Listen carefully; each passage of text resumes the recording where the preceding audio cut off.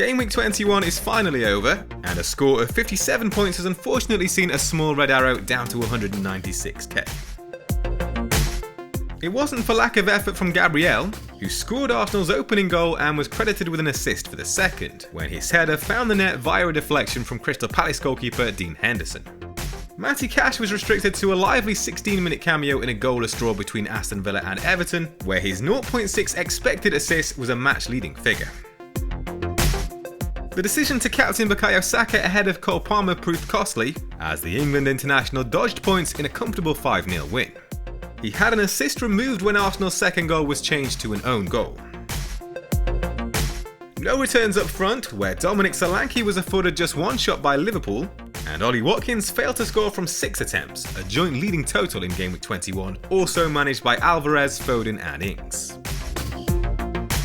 We now have a Tuesday evening deadline to look forward to, so let's talk through the transfer plans. The situation with Salah has been complicated by news of an injury that could see him miss 3 to 4 weeks. Liverpool are likely to have a double Game Week 25 after advancing in the EFL Cup, but his involvement there is now in question. The swap to Kevin De Bruyne therefore is tempting, after his eye-catching performances off the bench against Newcastle and Huddersfield. The Belgian has another chance to build up fitness when Man City face Spurs in the FA Cup on Friday. Erling Haaland is closing in on a return from injury after taking part in first-team training this week, but the FA Cup match on Friday will come too soon for him. So as it stands, De Bruyne looks better placed for minutes against Burnley in Game Week 22, and perhaps has an outside chance of starting depending on his involvement against Spurs. But going down that path would make it more difficult to bring Salah back in for Game Week 25 if he's fit and if Liverpool get the double, which might force me into using the free hit chip there rather than triple captain, which I expect will be far more popular. Opting for Haaland instead this week, even if he only gets a cameo against Burnley, would help me keep my options open.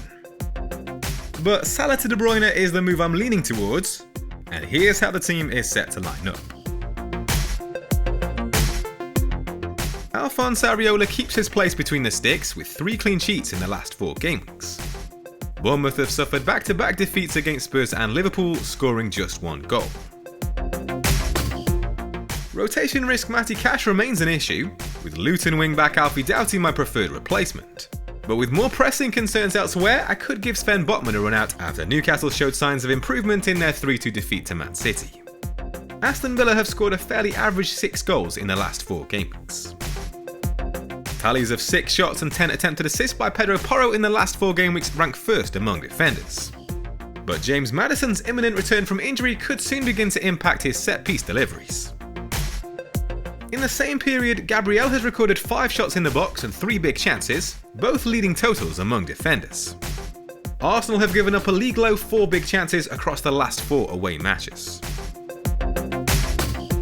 Bukayo Saka has scored just 1 goal in the last 6 game weeks, but he's fired 23 shots, a leading tally among midfielders. And only Richarlison can improve on his 5 big chances.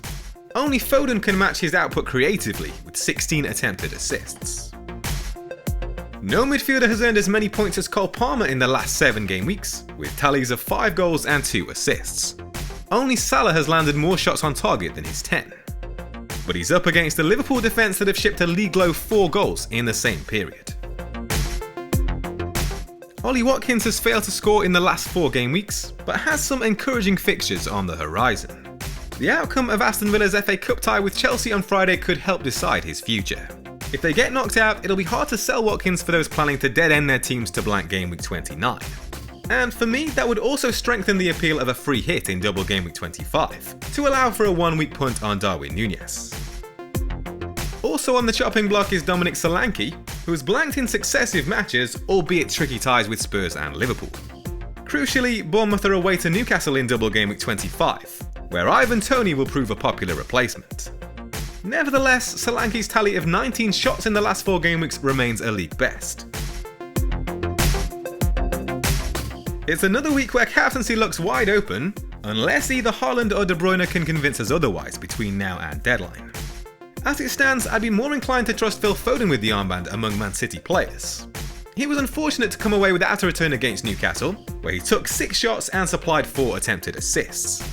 The England international has returned in 4 of his last 5 outings at the Etihad, averaging 7.9 points per 90 minutes.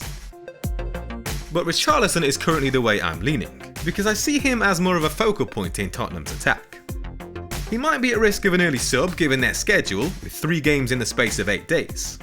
But since his return from injury, he's scored 6 goals in 6 game weeks, and only Alexander Isak has been afforded more big chances than his 6 in that time.